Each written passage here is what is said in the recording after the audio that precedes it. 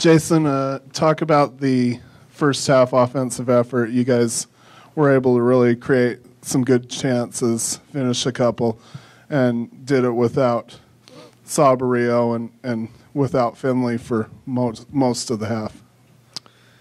Yeah, I mean, I'm really pleased. We talked a couple days ago. We talked again yesterday. We talked before the match about how I'm really looking for improvement about how we're starting our games, especially at home.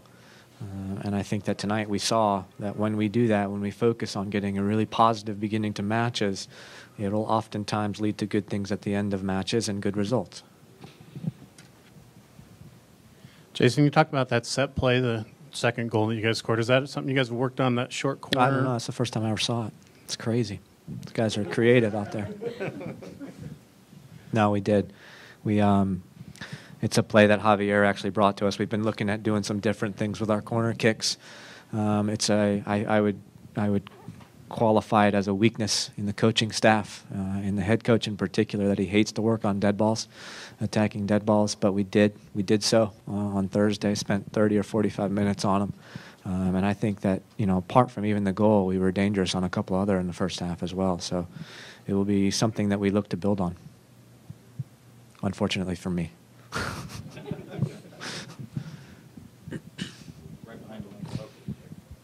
In all that talk this week, was there, I guess, an added focus on getting goals from somewhere other than Siriboe? I mean, obviously that was an emphasis, or I guess some of the talk last year is, you know, a lot of goals came from Siriboe, but where did they come from after that? And certainly you got that tonight.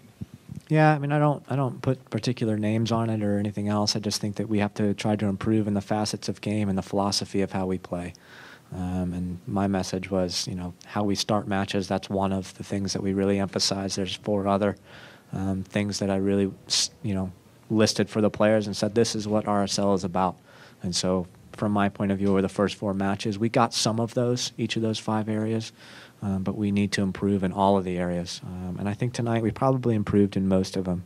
We'll have to look at it, but I'm not so sure our game management was as nice as I would have liked it to have been in the second half. Coach, you always want to win when you come out here, but having Javi come back, is that kind of an added boost for this club at this point in the season, having him get back on the pitch? Yeah, I mean, we know how valuable Javier is. We know how gifted he is with the ball.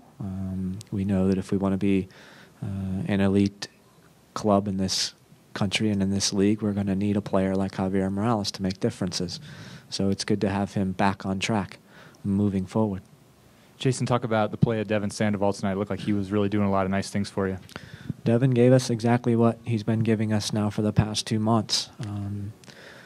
He just covers so much ground and works so hard and battles for every single ball. And he, you know, to have a young player basically showing the rest by example what Real Salt Lake means to him. And what it means, what this opportunity means for him, what it means to get a chance to play professional soccer, I think is saying a lot. So I hope that all the guys took notice. I know Robbie Finley's been getting closer and closer to getting that goal. He got it tonight, but then you lost him a few minutes later. Maybe talk about the high of the goal and then, you know, where's his status? Yeah, I have no idea, actually. I think he strained his groin, and I actually believe he strained it on the goal.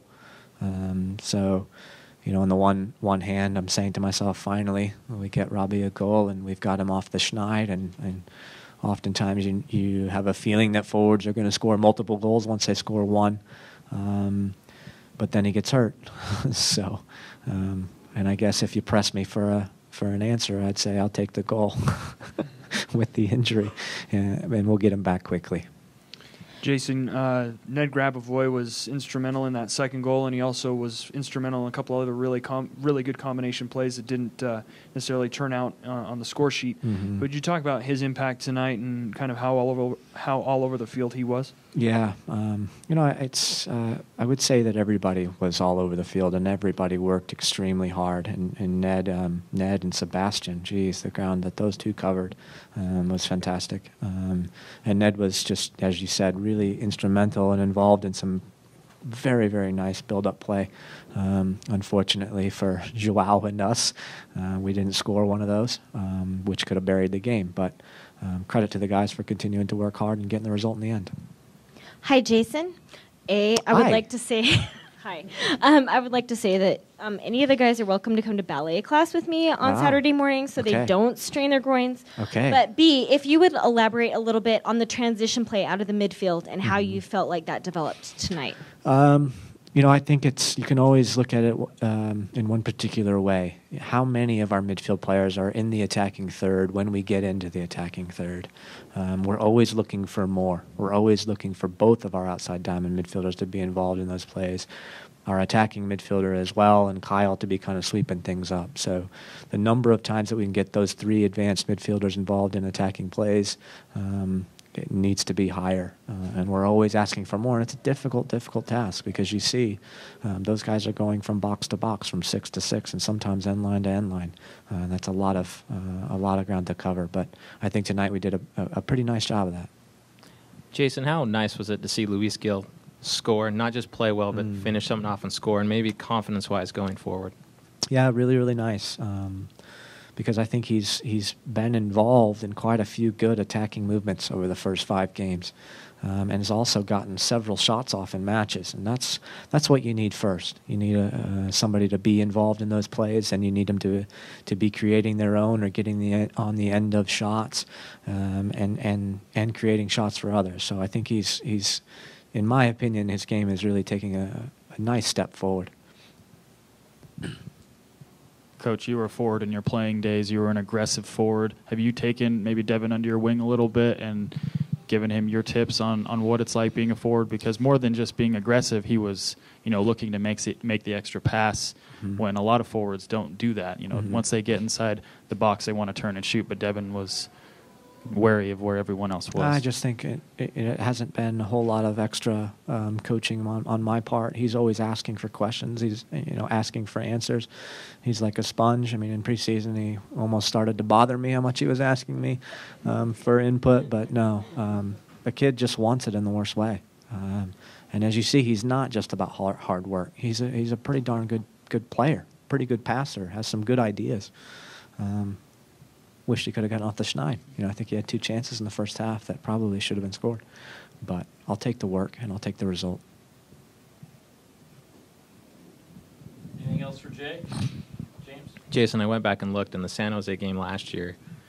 You said you thought about walking off the field to show your disrespect to the ref. What was tonight's walk off the field about? Yeah, I had too much coffee at halftime. I needed to go to the bathroom. Watch Real Salt Lake take on the Colorado Rapids Saturday, April 6th at 5:30 on the NBC Sports Network.